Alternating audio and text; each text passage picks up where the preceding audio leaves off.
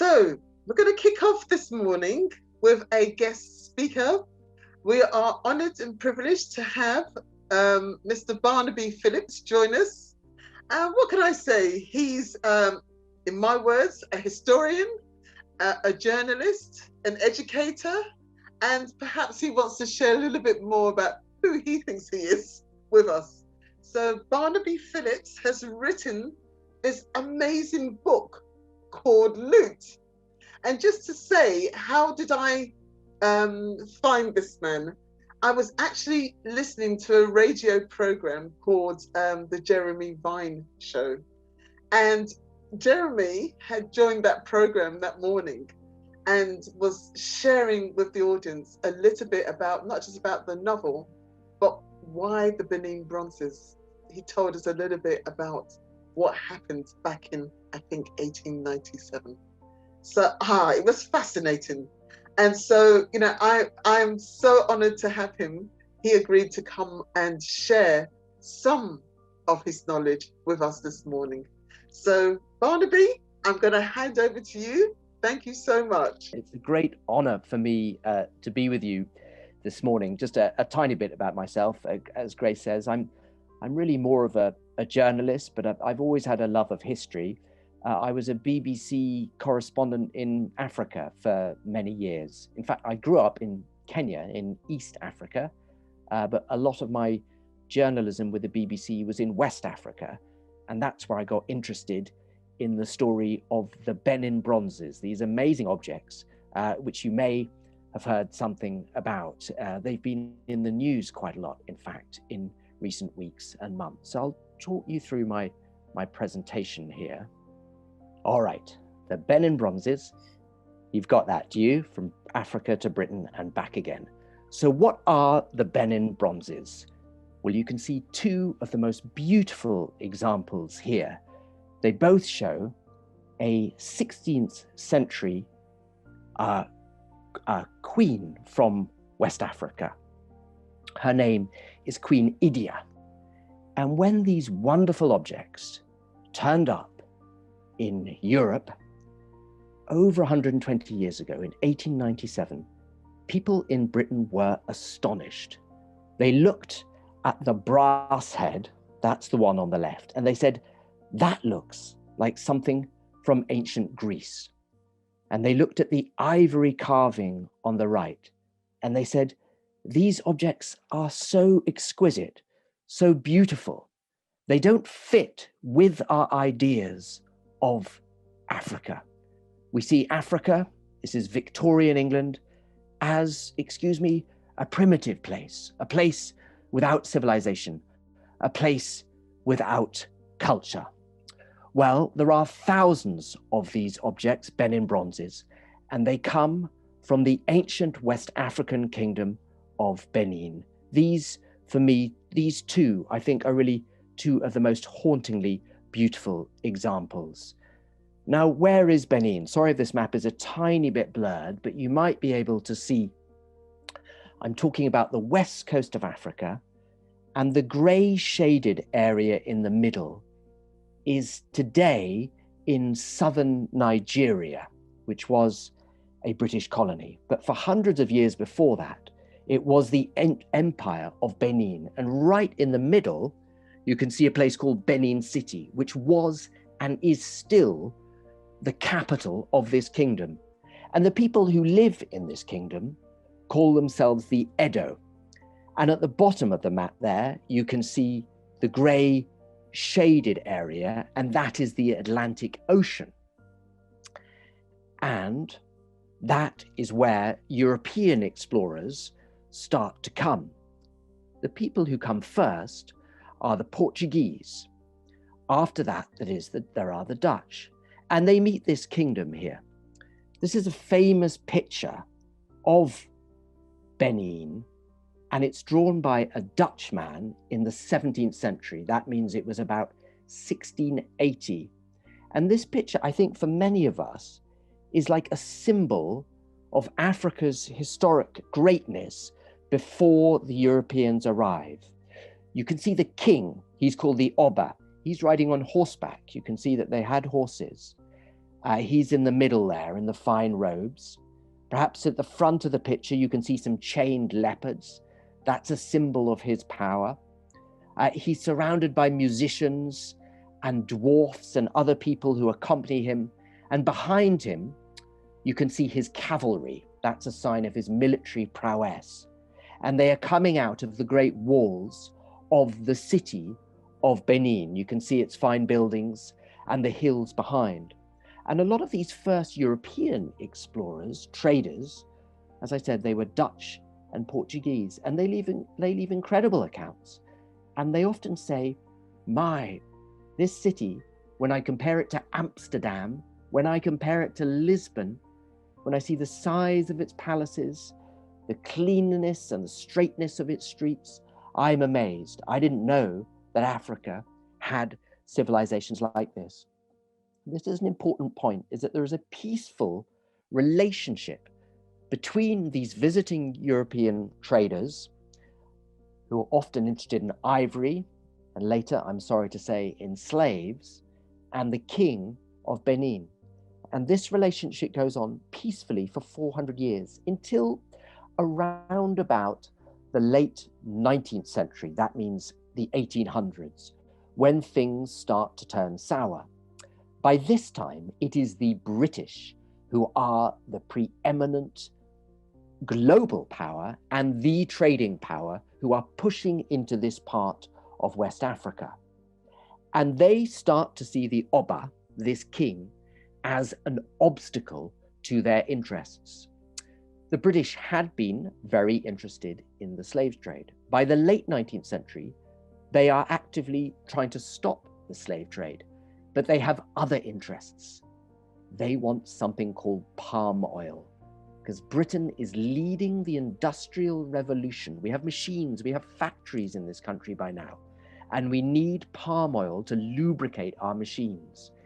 And the king of Benin is sitting on a very, very rich area in palm oil, but he is suspicious of these British traders. Some of these British traders are saying to the British government, we need to get rid of this king. We need to capture his land, and we need to have access to this palm oil, particularly traders from the great ports of Liverpool and Glasgow.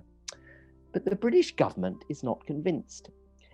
West Africa, for the British, still has a reputation as a white man's grave, a place where white people will fall victim to malaria, although for many hundreds of years they don't actually know what the disease is, nor do they know how it can be cured, nor do they know how it could be prevented. They think it's expensive if we send soldiers and sailors there. But in 1897, something happens. Here, these are some of the earlier Benin Bronzes, and they show these Portuguese explorers, by the way. I've just jumped back in time, and you can see the great detail with which they depict the faces and the armor of the early Portuguese explorers. But I'm afraid later, in 1897, something happens. A British delegation is sent a British delegation decides to go to Benin, and they are stopped by the king's soldiers, and 7 of the British leaders of this expedition are killed. This is their grave today. It's a very neglected site in a village some 30 miles south of Benin. The motives of this expedition, historians still argue about what this British expedition was trying to do. Was it trying to intimidate the Oba, the king? And why did the king's soldiers kill this British expedition? That too is argued about very vigorously. Were they acting on orders from the king, or did chiefs take matters into their own hands? Well, one of the wonderful things about history, and what I find so fascinating about it, is you can read lots of different sources, you can talk to lots of different people, and they don't agree with each other. But what we can agree on is that when this happens, and the British call it the Benin Massacre, the British government, which hitherto has been hesitant to invade, decides, okay, the Oba, the king, needs to go. And here are the British officers of what the British call the punitive expedition, That means an expedition to punish. And they are being sent from Liverpool, and they are on their way to Benin. And the British are very, very powerful. They can raise a force very quickly from Britain, from Cape Town, way down at the bottom of Africa, and from Malta, over 1,500 soldiers and sailors.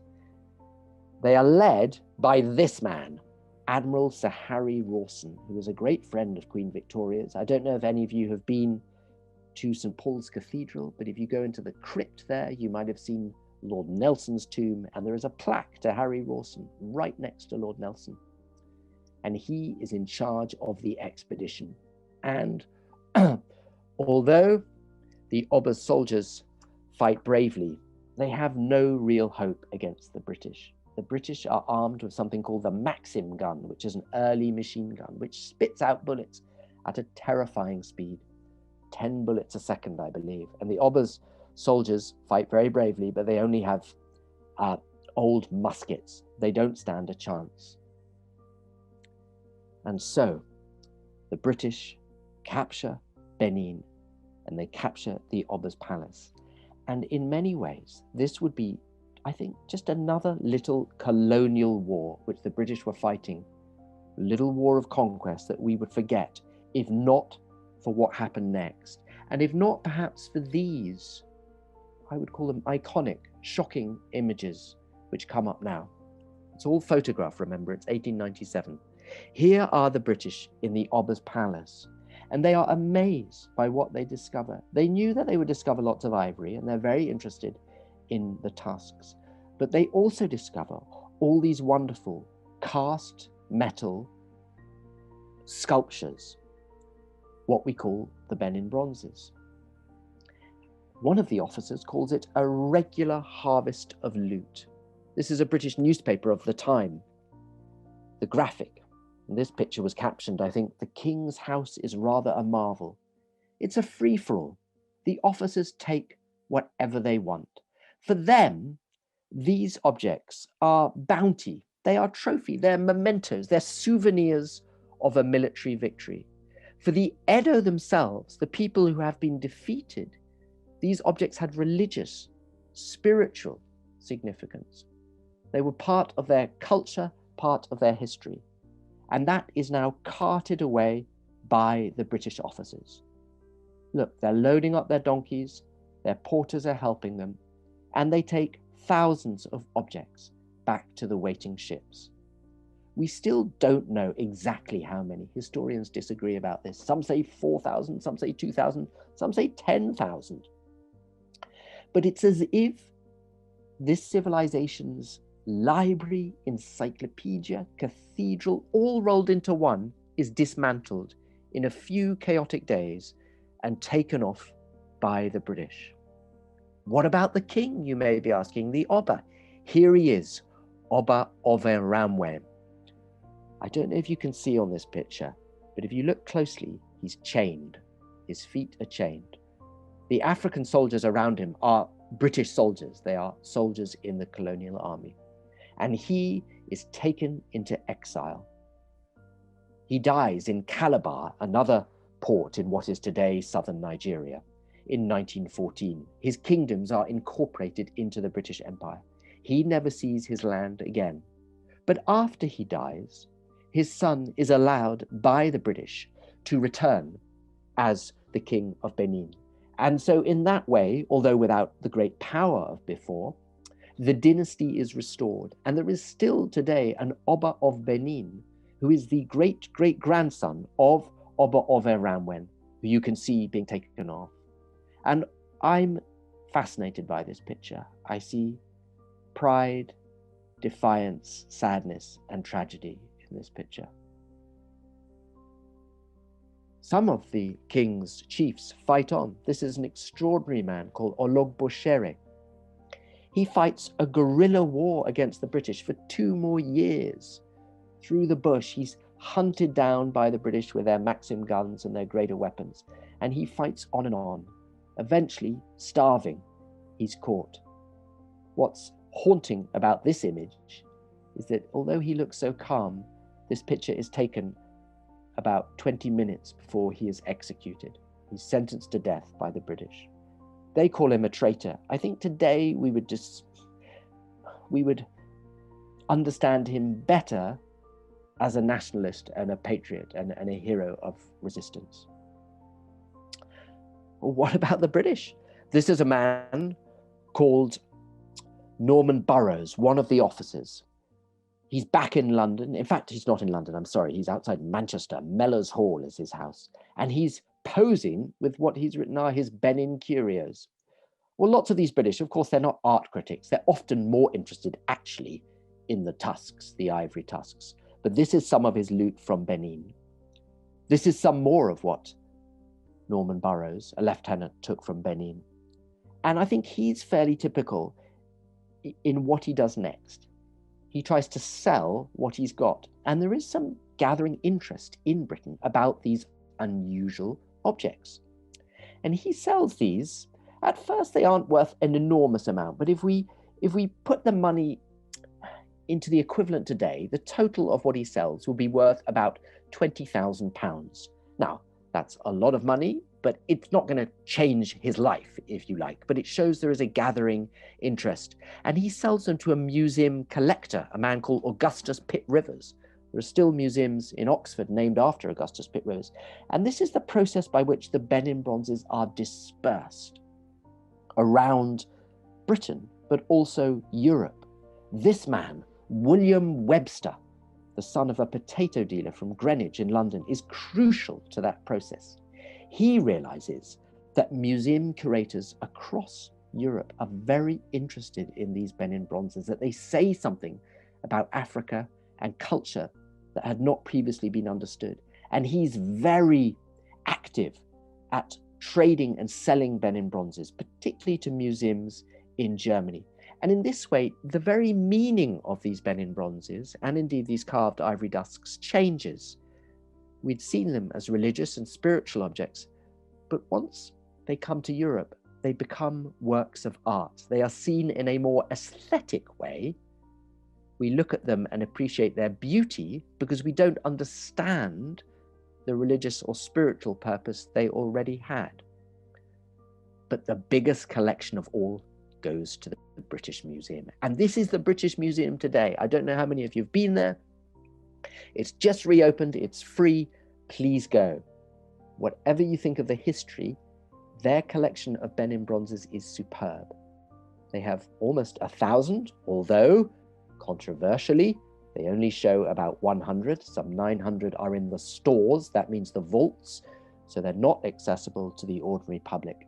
But these are the Benin plaques. And when the British Museum first shows its Benin plaques in September 1897, only a few months after the Oba has been overthrown, there is a sensation in the British press. If you look at the newspapers, everyone says baffled, amazed, surprised. What is going on here?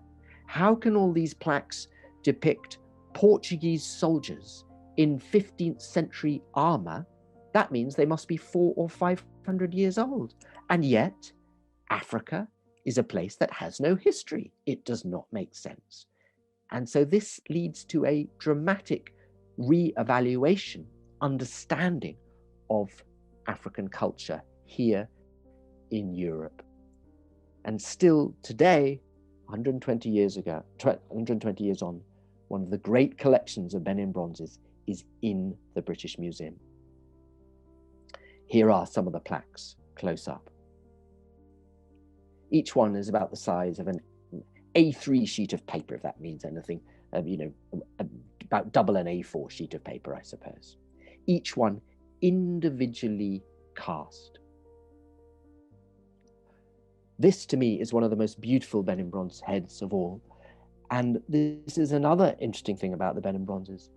They don't only get distributed around the great museums of Europe and eventually the United States.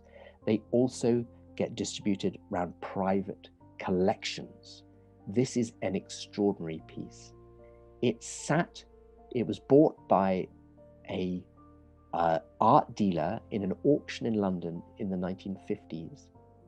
His family was a Jewish family that had fled the Nazi Holocaust in Germany, and he put it in a London bank vault. And he told his children, don't bring this piece out unless there is another Holocaust. It is like a piece of gold. It will save you if there is another catastrophe for the Jewish people. This art dealer died about 10 years ago. And his daughter went to the bank vault, and she didn't know what she'd find in it. And she found this meticulous Benin bronze head. It's probably 600 years old. And she sold it, I discovered, and I report in my book, for a secret price of £10 million to a dealer in Europe. And this is another way in which the Benin Bronzes, the meaning of the Benin Bronzes has changed. For some very, very rich people, they have become objects of investment and of prestige. And I think this woman felt something of a moral dilemma, if you follow me, about what she was doing. She didn't feel comfortable about what she was doing, but she felt that it was legal and she had the opportunity to help her family. So when we talk about the Benin Bronzes, thousands in museums, but many hundreds in very secret private collections in France, in Switzerland, in Belgium, in Britain, in Germany, and in the United States. But you might be thinking at this point, well, what about the Edo people themselves? Well, they never gave up the dream that their Benin Bronzes would come back to them. In fact, the man in the middle is a man called Usman Lawal Osula, who is a great chief of the Edo people. This is the 1960s. He's visiting the British Museum. I like to think this piece is captioned, "Can I have it back, please?"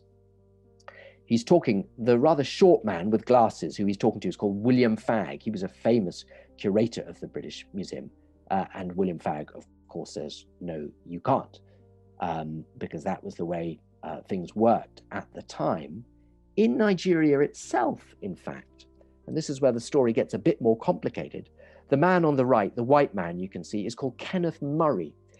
And this picture's from the 1950s. He founds Nigeria's own museums, and he goes to great lengths to try and buy back Benin Bronzes in auctions in London in the 1940s and 50s. And he succeeds in bringing back many dozens of the best Benin Bronzes. In fact, in fairness, with the help of that man, William Fagg, who you saw in the picture before, for the new Nigerian museums. Now, sadly, Nigeria's museums, probably in the 1980s and 90s in particular, took a turn for the worse. They became very badly underfunded. In some notorious cases, many objects are stolen, and I wouldn't say many, some important objects are stolen, including some of the Benin Bronzes that this man, Kenneth Murray, had spent so much time and energy taking back to Nigeria. He tragically dies in Nigeria in a car crash in 1972, but he's an intriguing man, and in some ways I see him as one of the heroes of this tragic story of the Benin Bronzes. Here's another fascinating man on the right. He's called Mark Walker. And he's a friend of mine. He's a doctor, a retired doctor. And you might recall the picture right at the beginning when I showed you the officers on their ship in Liverpool on their way to Benin as a punitive expedition. Mark Walker is the grandson of Herbert Walker, who was one of those moustached officers in that picture. I should have pointed him out to you. Mark Walker always dreamed of inheriting some of the Benin Bronzes which his grandfather had taken. He never knew his grandfather. His grandfather died before Mark was born. Eventually, he did inherit them a few years ago when his father died. And suddenly a strange thing happened to Mark. Having wanted these bronzes all his life, once they finally became his, he decided that he was uncomfortable with them. He was uncomfortable with the history. And he didn't really feel they rightfully belonged to him. And so he did something which I see as an extraordinary act of individual conscience. He gets on a plane to Nigeria, country he's never been to, in 2014, goes to the Oba's palace, because there is still an Oba there, and presents him. He's here with the Oba's brother, in fact, in this picture, and presents him with the 2 Benin Bronzes, which his grandfather had taken. And he receives a hero's reception. Round about the same time that Mark does this, lots of things have started to change. A big debate is building up in our societies about what we might loosely call colonial looted art, and whether it's right that so much of it should be in the West. The French president, Emmanuel Macron, says no, it shouldn't be. He orders a report to be written, and it says France's museums need to change. And so museums in our country, Britain, also start feeling that they need to change. And then, of course, last summer, we had the Black Lives Matter movement, which exploded out of the United States and had big social consequences across all our countries, as I don't need to tell you. But I think, whereas in America, it tended to focus on issues around the police, often in Britain, it has put, if you like, a light on our past and our history and reassessments of our history. This man is a friend of mine in Benin today. He's called Inoti Ogbegbo. He's an Edo artist, a Benin artist, and he's one of the people who is leading the campaign for the return of the Benin Bronzes. And in fact, that campaign is moving very fast. And in the last few months, British museums, not the British Museum, but British museums like the Cambridge Museum, the Horniman Museum, not so far from you in South London, the Aberdeen Museum, one or two others have said they want to give back their Benin Bronzes. German museums, which have a huge collection, say they want to give their Benin Bronzes back. So this is an exciting time. There are also complications that come with it in Benin City. I'm sorry to say that as this debate has become more real, there are divisions opening up in the community there, because there are rival jealousies, politicians, the royal palace, and people can't quite agree on how this process might happen. I sincerely hope we can get past that. This is a picture which I took in Benin City in 2019. Some of the legacy of this great empire does remain.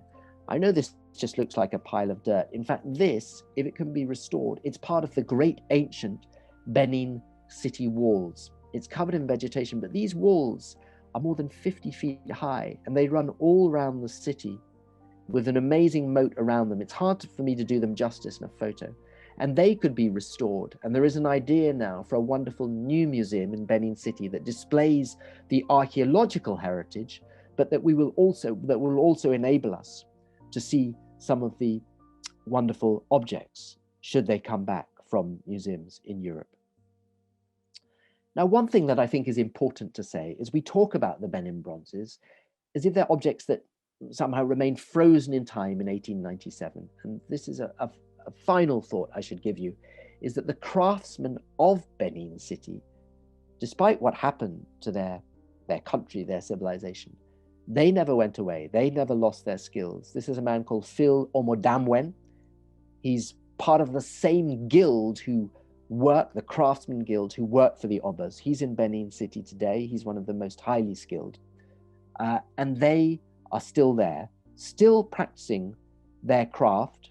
These are some of Phil Omodamwen's workers in his foundry, still using the same skills that their ancestors used. It's a very, very elaborate and difficult technique. It's called the lost wax method. It gets rather technical, but the point to make about it is that every single piece made is individually made. You can't duplicate it. That's it, basically. Once each piece, whatever its flaws, its imperfections, however good it is, you can only do it once. It's very, very slow, very, very painstaking. And their skill lives on. The guilds live on. The culture, the civilization lives on. So that is my talk, everyone, about the Benin Bronzes. I hope it was interesting, and I'd be, it's a sad history, but also in some ways an inspiring history. I'd be delighted to answer any questions. Wow, that was deeply moving, terribly educating, and well, really for me, there was so much in there to digest, to learn from. And one of the things I have to take away from this is how grateful I am to the European nations for actually being brave enough to take the step to revisit the truth and to actually start the conversation about what we do with the artifacts and what we do, how do we move forward from that history. It's fascinating. You mentioned that some of the artifacts are now being returned, and I think I read last week or 2 weeks ago that Germany has indeed started that process, and about 350 pieces have been returned. For me, scary. So I mean, I've got so many questions, but first and foremost, in terms of the great number of artifacts, do we have an idea of how many of those are within the European or even the Americas? I mean, which countries actually have access to them? Well, that's a very good question. The Benin Bronzes are distributed around the Western world. I think people sometimes rather lazily say, "Oh, they're spread around the world." They're not. I mean, they're not in Asia. They're not really in other parts of Africa. They're in Western Europe predominantly, and the United States. We think there are about 160 museums in Europe and in the United States which have Benin Bronzes.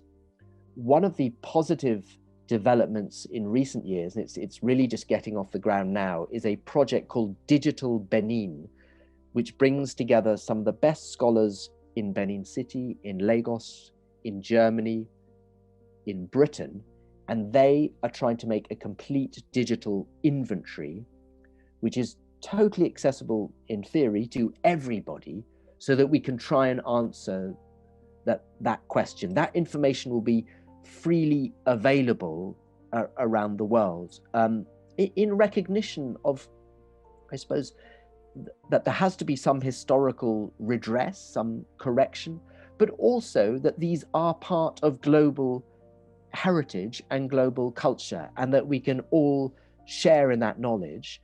But you're right, fundamental to that is just trying to work out where they are and how many there might be. That work necessarily will start with museums, and then it will move on to the much harder, and I might say murkier and shadowy world of the private market, because you then need to get organizations like Christie's and Sotheby's and some of the dealers who I spoke to in my book, and the collectors. You then need to get them to come out of the shadows. And I would say that might be difficult because there is a moral and an ethical judgment around these objects now. So people are feeling nervous, reclusive, guilty, all of those words. So you specialize obviously on the Benin Bronzes, but there's so many other artifacts all over Africa, such as the Ghanaian, the Ashanti artifacts, and again, the Kenyans, and we know over South Africa. And there's work being done to sort of, as you say, begin the readdressing. But in terms of museums and, taking them back to, say, Nigeria, what work has been done there to support the Nigerian communities to host the return of these artifacts? Well, that's a very good question.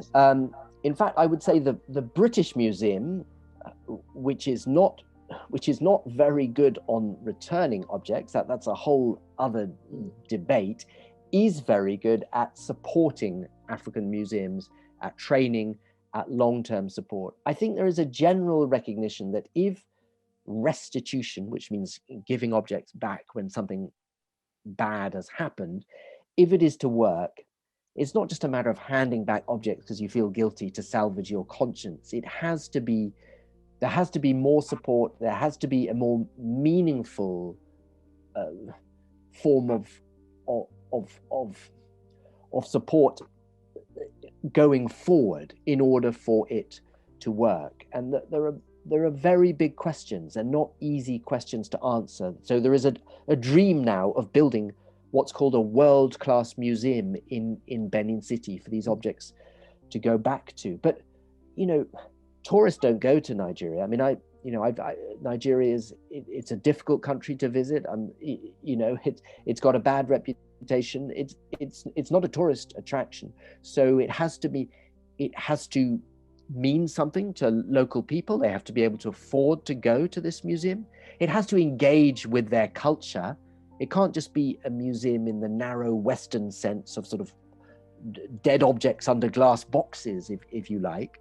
So how are all those things going to work? How is it going to be sustainable? Then there are other people who will come at it from a more moral point of view and say, you know, these objects were stolen. You, the thieves, don't have any right to tell us what will happen next. Why are you even saying they should go into a museum? They didn't come from a museum. They were taken from the Oba's palace. They should just go back. They belong to the Oba. It's up to him. Why are you telling us they should go to a museum? Other people in Nigeria, I mean, I think and I try and say this in my book, what's so wonderful is that in Nigeria, there is such a diversity of opinions. There is no easy answer. Many people in the Oba's palace will say, actually, no, that's not right. The meaning of these objects has changed. We recognize that. We know they've been in your museums, in some cases, longer than they were in the palace. And so we do want them to come back to a museum, but it has to be a museum as we understand it. So these debates are unfolding as we speak, which is why this is such an exciting and uncertain time. Can I ask one more question before I, put it out there? I'm intrigued and fascinated to know why you got involved. What is your passion with Nigeria or the Ido or the Bronzes itself? How did you get involved and why? So I was the BBC correspondent in Nigeria for 3 years, and I loved working there. I thought it was a very challenging, very difficult country to work in, but a very rewarding country. And I've always loved history. I studied history at university, I think I said, and I wrote a book a few years ago about a Nigerian soldier who fought in the Second World War for the British in Burma, which was such an unusual story of Britain's relationship with Africa. And I feel part of Britain's relationship with Africa, having grown up as a small boy in Kenya, that I wanted to tell another topical story. Now, of course, I also want to write a book that people will read and that is moderately successful. And I could see that this issue of the Benin Bronzes was bubbling up. It's sort of really blown up a lot in the last year, but even before that, it was bubbling up for 3 or 4 years. There's been a lot of debate within the museum world. And I knew that it was the story of how the Benin Bronzes is taken is so egregious, which is so shocking, but also because it was relatively recent, 1897, it's very well documented from the British side. The photographs are there, the journals are there, the diaries are there, the grandchildren are alive. So I knew that it would be relatively rewarding and easy to use the original source material, which is what you love to do as a historian, not just to read other people's books, and to come up with something that was new, but also relevant to our society today, which is why it's so rewarding to speak to your group this morning. Amazing, thank you. So I've been hugging Barnaby's time. But do put your hand up if you have questions, particularly the young people and our teachers and parents. Does anybody have a question they want to pose to Barnaby? Don't be shy.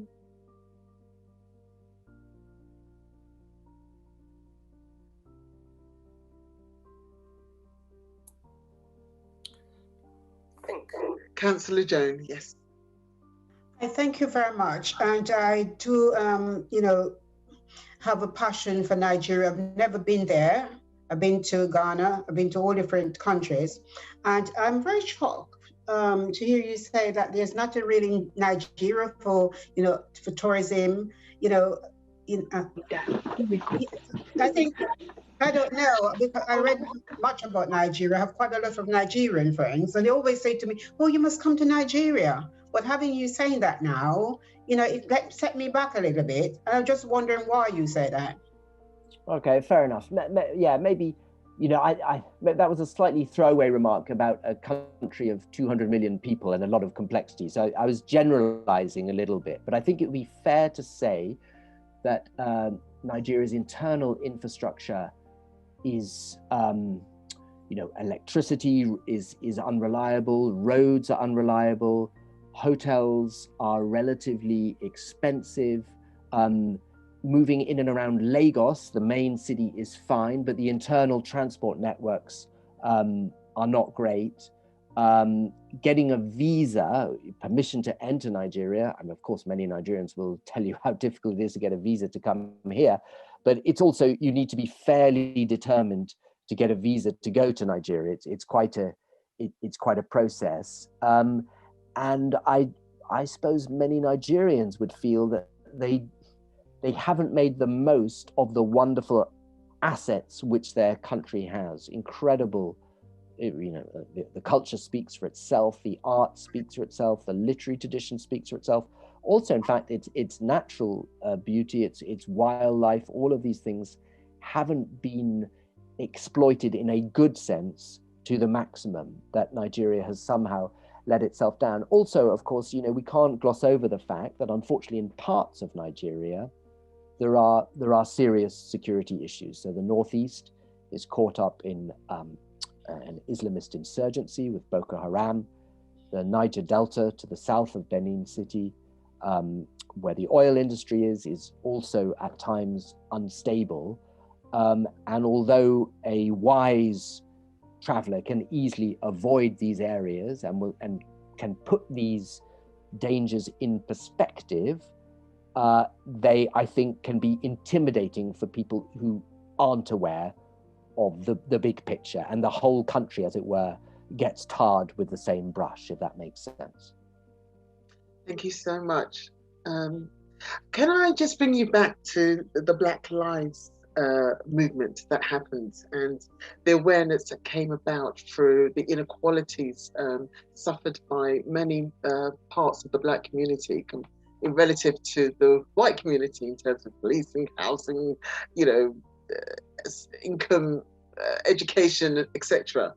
But I just want to go back to history, and do you think now that we're in a time where we're now ready to teach or address authentic Black history? And by that, I'm talking about to go back rather than start history at slavery, at the beginning of slavery, but really talk about the relationship between Africa and Europe.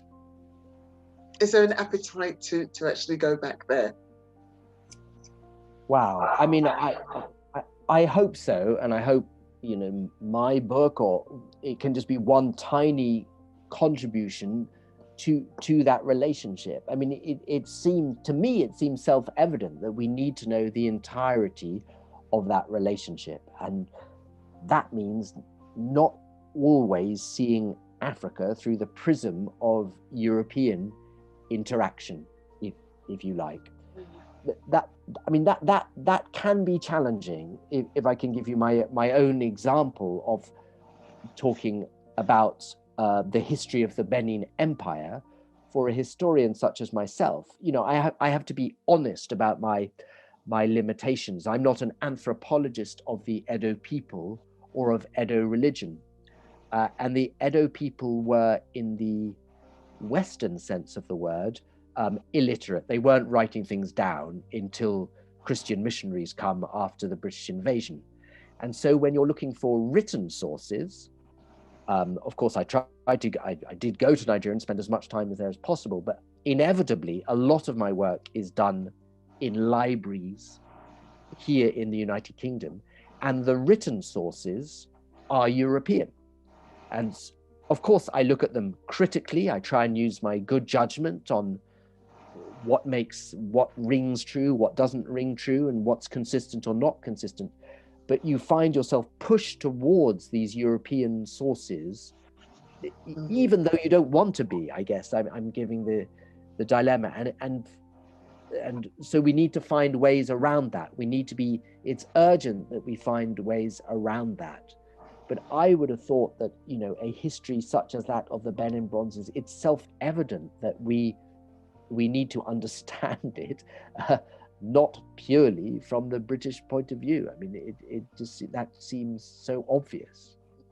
And again, it goes back to that idea that history is often taught by those in power or those who have perpetrated the atrocities, not really by the victims or the weaker individuals. So yeah, I mean, from my perspective, it would be really wonderful if we, moving forward, we could find this way where we are now ready to address the uncomfortable truths. Um, I'm going to just move to one of our young people, Nima. She's in year 7. Naima, would you like to ask your question? Yes. Going back to what Auntie Grace has said about the history and relationship between Europe and Africa, I wanted to ask, do you think that slavery and and the countries that were colonized in Africa, do you think that is because of that our ancestry has been blurred out? Like, a lot of the times now, like you said, we weren't like, the sources we find now are from Europeans that had written down history. So do you think that we'll ever be able to find out our ancestry that was blurred out by the past? Well, that's a really good question, Naima. I mean, I guess there's no doubt that the transatlantic slave trade, which went on for, you know, 400 years, is the most incredibly violent and disruptive process, which has a devastating effect, especially along the west coast of Africa.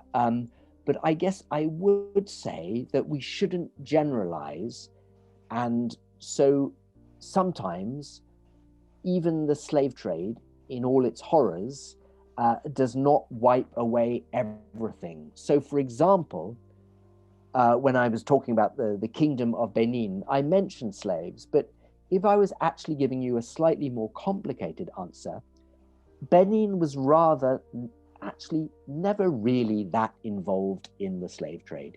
Even at its height, they sold off maybe 3,000 slaves a year. Now, that, you know, that's an awful tragedy for those people, but the numbers are not overwhelming in the big picture. And in fact, this was because the kings of Benin, they didn't need to be involved in the slave trade. They were so powerful.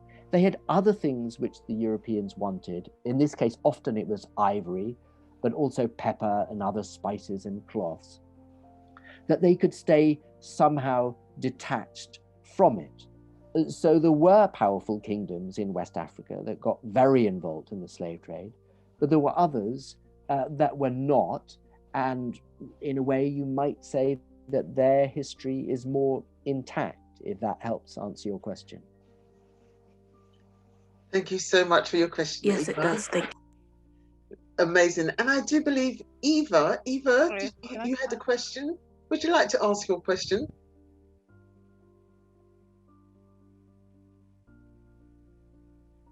Thank you so much for saying what you were saying. And I wanted to ask how long it took for you to write your book and do all your research.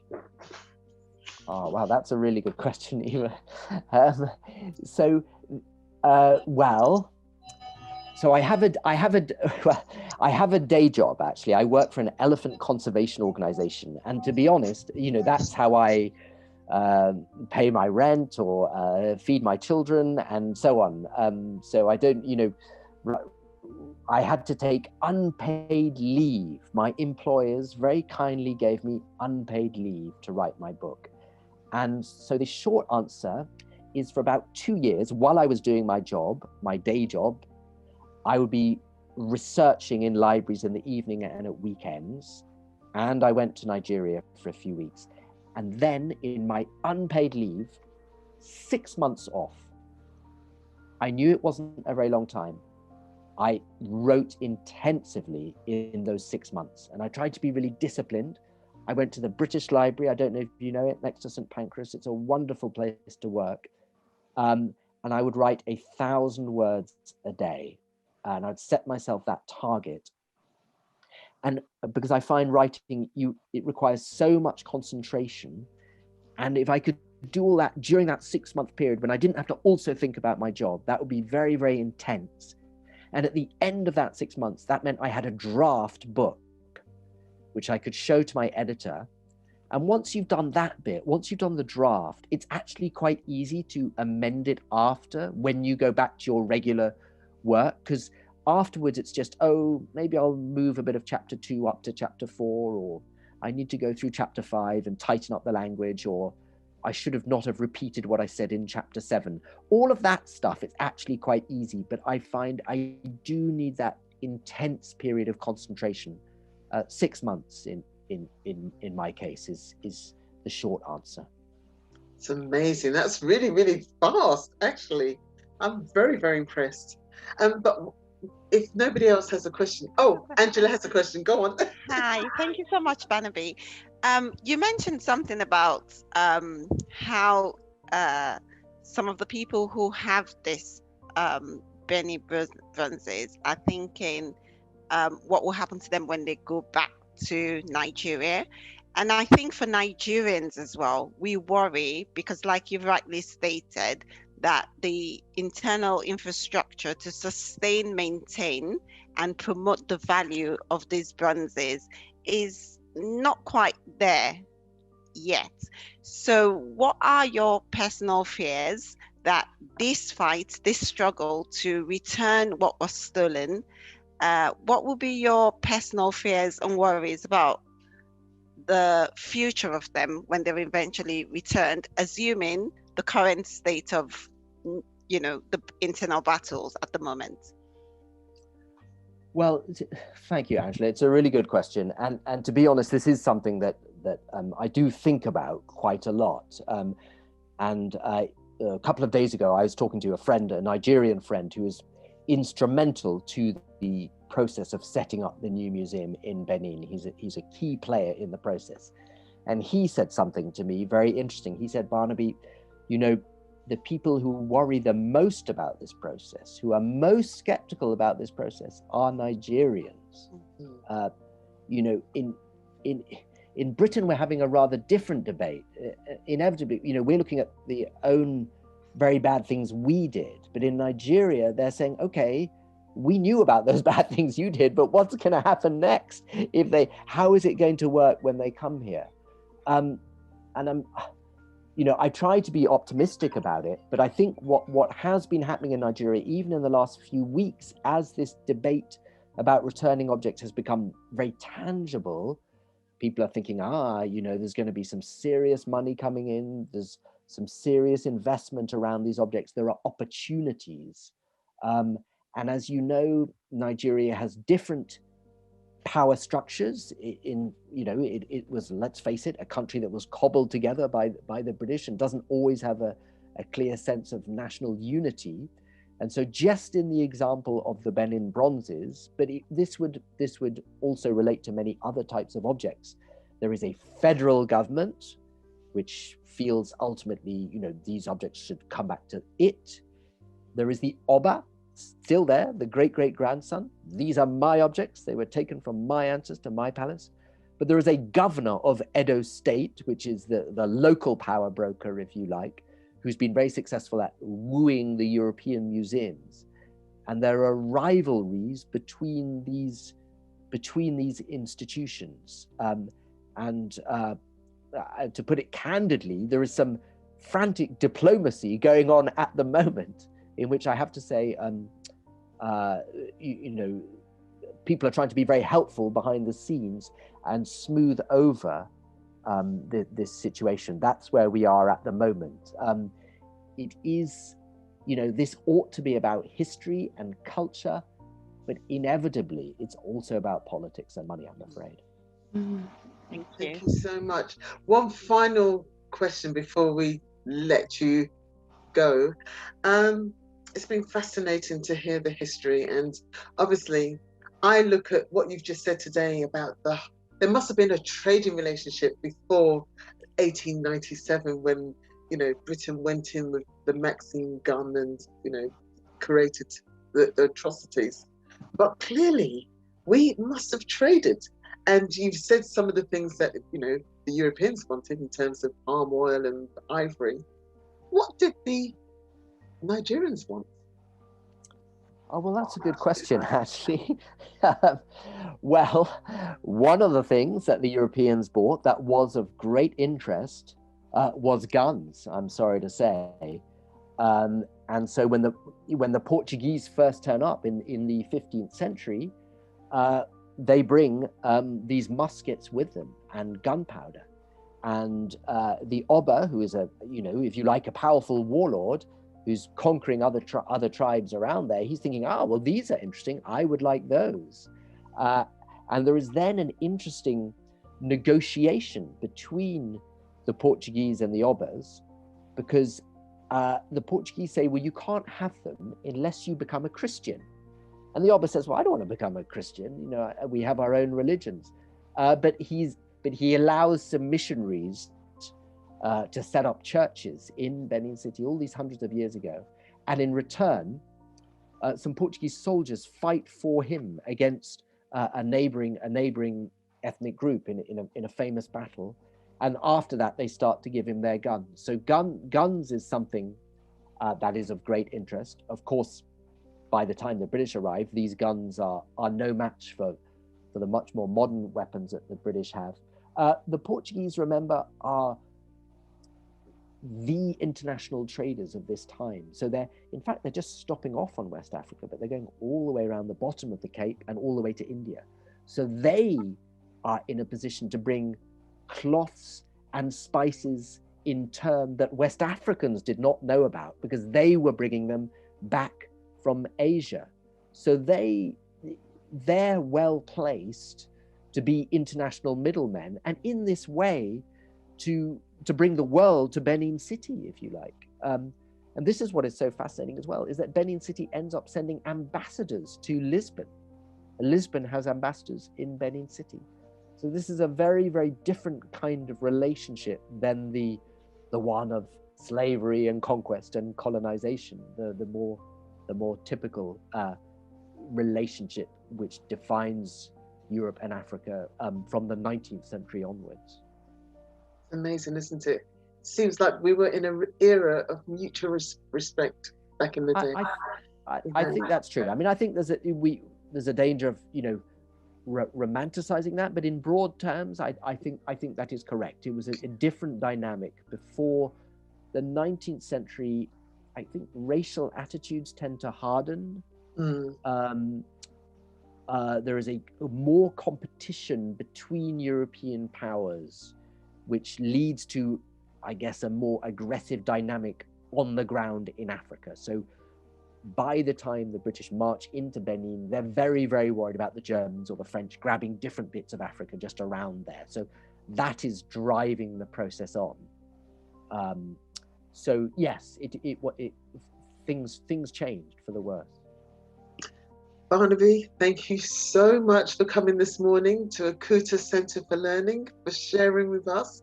It has been such an awesome education. I'm sure the young people have been fascinated. I certainly have been. It's been absolutely wonderful. I'm hoping that one day you will come back and share with us again. And, I wish you all the best with your book. I'm sure you're already getting some amazing traction.